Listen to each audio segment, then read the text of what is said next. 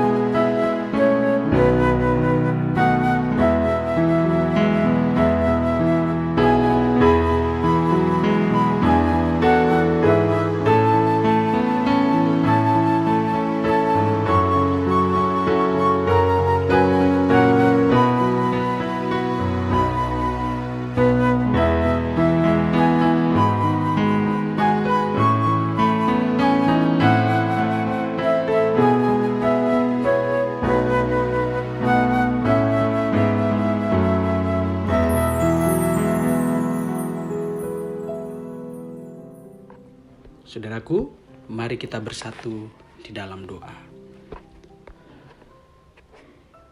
Tuhan Yesus Kristus, Juru Selamat kami yang hidup, kami mengucapkan syukur untuk waktu dan kesempatan di mana Engkau mempertemukan kami kembali di dalam persekutuan doa pagi pada hari ini. Kini tibalah saatnya bagi kami Tuhan untuk membaca dan mendengarkan firman-Mu. Berikanlah hikmat-Mu kepada kami Tuhan, agar kami mengerti apa yang menjadi kehendak-Mu itu. Inilah kami anak-anak-Mu, kami siap menyambut kebenaran firman-Mu. Di dalam nama Tuhan Yesus kami berdoa. Amin. Bacaan Alkitab diambil dari Yohanes 14 ayat 15 sampai 21. Demikianlah firman Tuhan tertulis. Jikalau kamu mengasihi aku, kamu akan menuruti segala perintahku. Aku akan minta kepada Bapa, dan Ia akan memberikan kepadamu seorang penolong yang lain, supaya Ia menyertai kamu selama-lamanya, yaitu Roh kebenaran. Dunia tidak dapat menerima Dia, sebab dunia tidak melihat Dia dan tidak mengenal Dia. Tetapi kamu mengenal Dia, sebab Ia menyertai kamu dan akan diam di dalam kamu. Aku tidak akan meninggalkan kamu sebagai yatim piatu. Aku datang kembali kepadamu. Tinggal sesaat lagi dan dunia tidak akan melihat aku lagi. Tetapi kamu melihat aku, sebab aku hidup dan kamu pun akan hidup. Pada waktu itulah kamu akan tahu bahwa aku di dalam Bapa-Ku dan kamu di dalam aku dan aku di dalam kamu. Barang siapa memegang perintahku dan melakukannya, Dialah yang mengasihi aku. Dan barang siapa mengasihi aku, ia akan dikasihi oleh Bapa-Ku, dan aku pun akan mengasihi dia dan menyatakan diriku kepadanya. Diberkatilah kita yang membaca, merenungkan, dan melakukan firman Tuhan di sepanjang kehidupan kita setiap hari. Haleluya. Saudara terkasih, saat saya berkunjung ke rumah seorang anggota jemaat yang berusia lanjut, ia menceritakan masa sekolah SMA-nya, yaitu saat ia tinggal di asrama. Dari sejak kelas 1 SMA, dia tinggal bersama teman-temannya. Awalnya ia merasa kurang nyaman. Ia harus tinggal di satu ruangan besar dengan banyak tempat tidur di mana tidak ada privasi. Tetapi hari demi hari, bulan demi bulan, suasana asrama itu akhirnya bisa membuatnya nyaman. Ia kini terikat dengan teman-teman asramanya itu seperti sebuah keluarga. Suka dan duka mereka lewati bersama-sama dengan saling membantu dan menguatkan. Setelah lewat 3 tahun, mereka harus keluar dari asrama untuk melanjutkan sekolah ke universitas atau mulai bekerja. Perpisahan dengan teman-teman asramanya ini adalah masa-masa yang sangat menyesakkan. Bagi ibu usia lanjut ini, kebersamaan selama 3 tahun adalah kenangan manis yang tidak mau ia lepaskan. Tetapi hidup mesti berjalan. Mereka harus berpisah satu dengan yang lain. Sekalipun berat hati, tetapi mereka akhirnya bisa juga menjalani hidup masing-masing. Saudara terkasih, saya yakin saat kita sudah memiliki ikatan emosional dan personal dengan seseorang, perpisahan adalah pengalaman yang sangat menyesakkan. Orang tua saat tahu bahwa anaknya akan melanjutkan sekolah ke luar kota atau ke luar negeri, atau saat anaknya sudah menikah dan mulai berkeluarga di luar pulau, dia di balik rasa bahagianya itu ada rasa kehilangan. Padahal anaknya bisa saja sesekali pulang untuk mengunjungi, tetapi karena ia tidak lagi tinggal di dalam rumah, kita sudah merasakan kehilangan. Hidup kita yang dulu selalu bisa melihat dan merasakan kehadirannya, kini sudah tidak ada lagi dekat dengan kita. Saudaraku, orang yang kita kasihi, sekalipun ia masih hidup, saat ia pergi jauh dari kita merasakan kehilangan. Apalagi jika mereka yang kita kasih itu telah wafat atau meninggal dunia. Rasa sedih dan kehilangan itu berlipat ganda. Jika orang yang pergi tetapi masih hidup, kita masih punya kesempatan untuk bertemu. Tetapi jika sudah meninggal, ia sudah tidak ada lagi di dunia ini. Kita tidak bisa berjumpa lagi dengannya. Hanya kehidupan setelah kematian sajalah yang akan mempertemukan kita kembali. Saudara terkasih, itulah yang dirasakan oleh murid-murid Tuhan Yesus saat guru mereka yang mereka kasihi dan mereka andalkan berkata kepada mereka, "Hai anak-anakku, hanya seketika saja lagi aku ada bersama kamu. Ke tempat aku pergi, tidak mungkin kamu datang." Yohanes 13 ayat 33. Mereka gentar karena sosok yang mereka andalkan kini akan meninggalkan mereka. Perkataan Yesus ini adalah suatu petanda bahwa sesungguhnya Yesus akan menempuh jalan salib dan akan meninggalkan mereka. Yesus melihat bahwa kepergiannya bisa membuat murid-muridnya putus asa, takut, dan khawatir. Mereka akan kehilangan sosok yang mereka andalkan sebagai pemimpin dan pelindung mereka. Menyaksikan kegentaran murid-muridnya, Yesus menguatkan mereka dengan berkata, "Aku tidak akan meninggalkan kamu sebagai yatim piatu. Aku datang kembali kepadamu." Yohanes 14 ayat 18. Kemudian Yesus berkata, "Aku akan meminta kepada Bapa dan ia akan memberikan kepadamu seorang penolong yang lain, supaya ia menyertai kamu selama-lamanya, yaitu Roh kebenaran." Yohanes 14 ayat 6-7. Janji Yesus tentang kehadiran Roh kebenaran bagi murid-muridnya menjadi kabar baik bagi mereka. Roh kebenaran atau yang dikenal dengan sebutan Roh Kudus ini akan menjadi sahabat bagi mereka yang mengajarkan tentang kebenaran-kebenaran Allah dan yang mengingatkan semua perkataan Tuhan Yesus kepada mereka.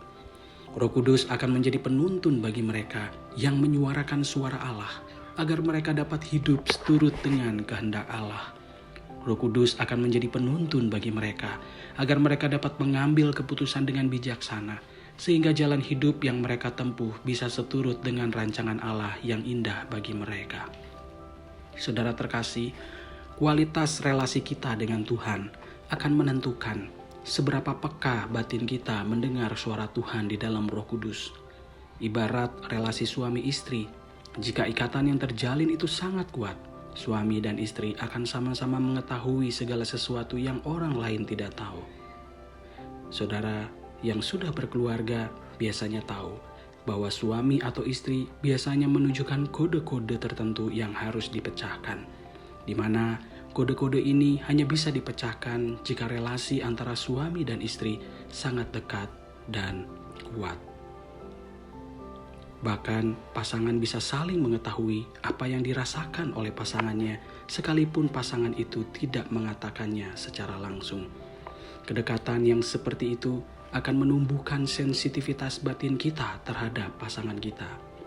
Saudara terkasih, kualitas relasi yang seperti inilah yang perlu kita bangun dengan Tuhan. Kualitas relasi yang personal dan emosional. Doa adalah komunikasi yang Tuhan sediakan bagi kita agar kita dapat bercakap-cakap dengannya. Kita dapat melakukannya dimanapun, kapanpun, dan dalam keadaan apapun. Kita bisa berdoa dalam ketenangan, yaitu dengan mata tertutup di dalam sebuah ruangan, dengan suasana yang hening dan jauh dari keramaian. Kita juga bisa berdoa sambil beraktivitas, sambil membuka mata, sambil berjalan kaki, menyetir kendaraan, atau berbelanja.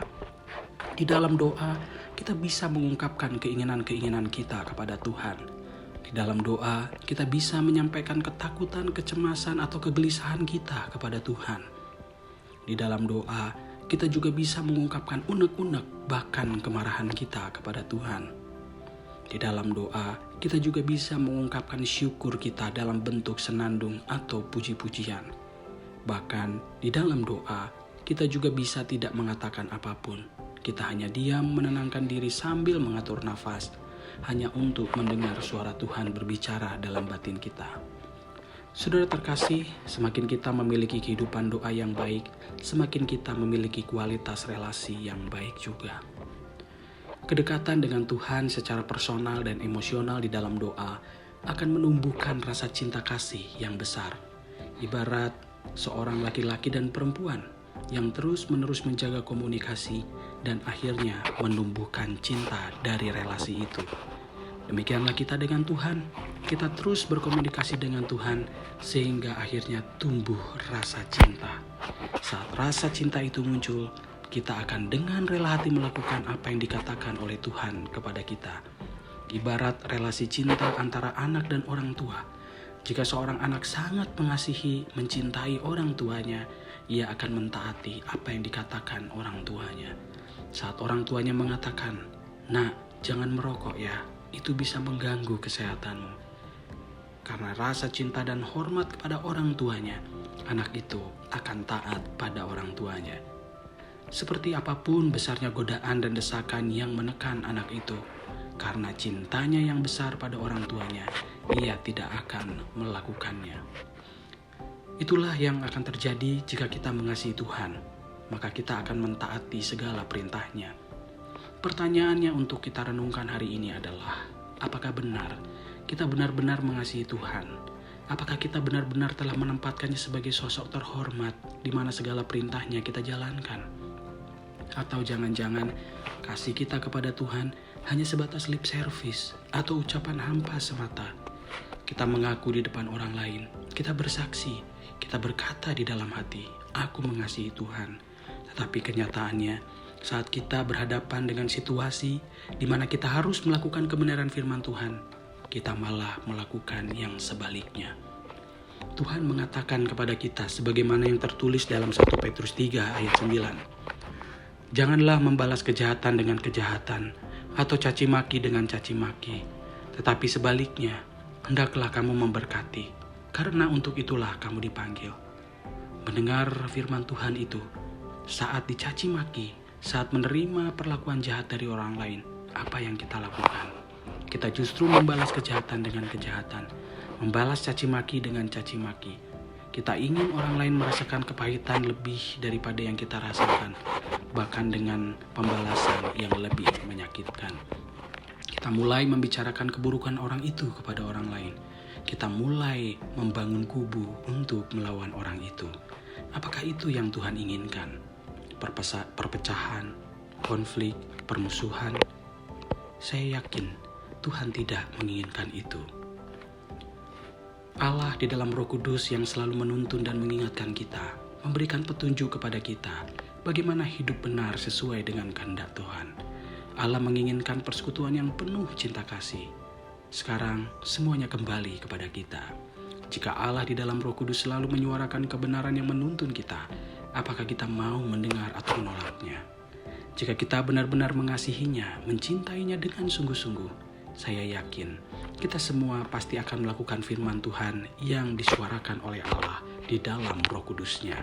Betapapun besar risikonya, betapapun besar konsekuensinya, kita akan taat pada firman Tuhan karena kita mencintainya.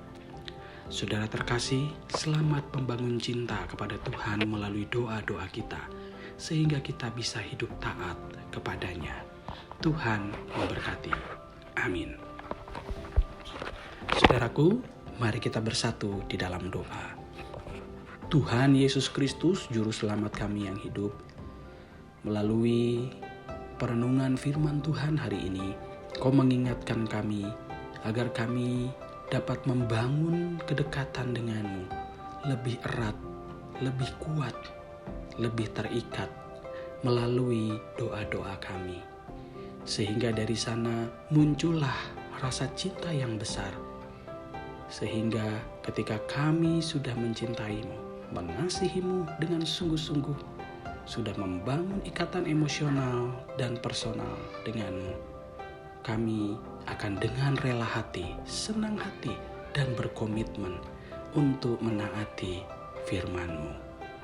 Sungguh Tuhan, ketika kami harus melakukan kebenaran firman Tuhan, kami harus berani menanggung risiko.